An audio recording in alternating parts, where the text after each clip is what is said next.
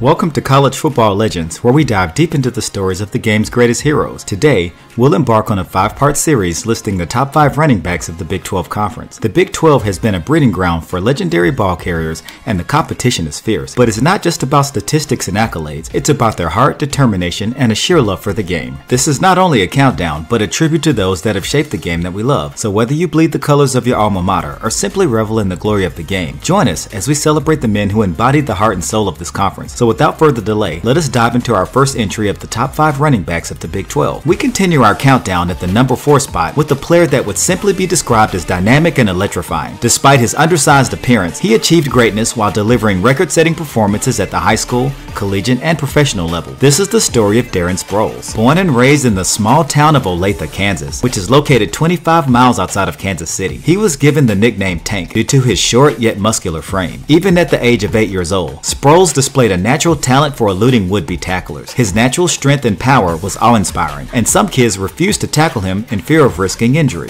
Darren Sproles' ability and dominance at the Pop Warner level would continue as he entered high school. At Olathe North High School, he rushed for a total of 5,200 yards and 79 touchdowns. In his final year of high school, Sproles displayed a record-setting 2,500 rushing yards and 52 touchdowns, leading his team to an undefeated state championship season. Darren Sproles was by far one of the most dominant high school running backs in history from the state of Kansas. Programs such as the University of Iowa and the University of Texas showed interest, yet they wanted to move Sproles to wide receiver because he lacked the prototype size of most power running backs. The Kansas State Wildcats, led by the legendary coach Bill Snyder, saw his ability and potential as a player that could make an impact. In his first season as a starter at Kansas State, he posted a 1,465-yard rushing performance. He improved upon the previous season with an NCAA leading 1,986 yards while leading his team to a conference championship against the Oklahoma Sooners. He finished his college career with nearly 5,000 yards rushing and 45 touchdowns. It would be safe to assume that a running back that posted 3 consecutive seasons, rushing for over an average of 1,300 yards, All-American honors, and several school records would be the top prospect in the NFL draft. Standing at 5 feet 6 inches is considered undersized by NFL standards. The landscape of the National Football League in the early 2000s was geared toward a smash-mouth power running attack with a pro-style passing game. As a result,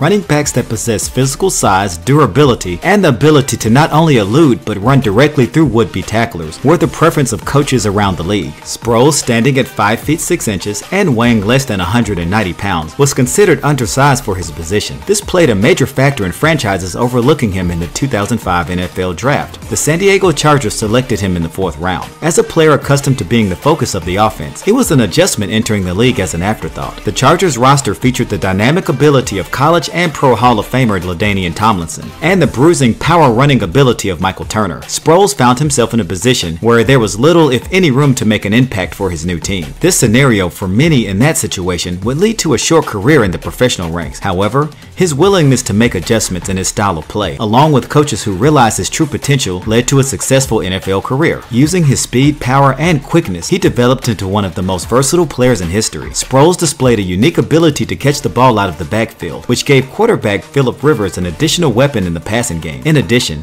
his contribution on special teams as a return specialist elevated him to a legendary status. Despite beginning his career as a third option behind all-pro caliber running backs, he carved his own path. Many who play the position of running back are in most cases one-dimensional in their style of play. This narrows their usefulness in a league where their position has the highest turnover along with the shortest career lifespan. Sproles, however, proved to be a man of many talents, putting his ego aside to do what was necessary to help his team, which in turn parlayed into a 14-year career playing for the Chargers, Saints, and most notably the Philadelphia Eagles. He has been credited with the NFL record for all-purpose yards, he's a 3-time Pro Bowl selection, and is only the 2nd player in history to earn 50 yards receiving, 50 yards rushing, and 100 return yards in a single game, which is only shared by Chicago Bears legend Gale Sayers. After an illustrious 14-year professional career, Sproles retired from football in 2019. Currently, he spends his time with his family in San Diego and is working as a personal consultant for the Philadelphia Eagles organization. That concludes today's entry into our countdown of the top 5 running backs of the Big 12. Please comment who you think will appear in our next episode of this countdown. If you enjoyed this video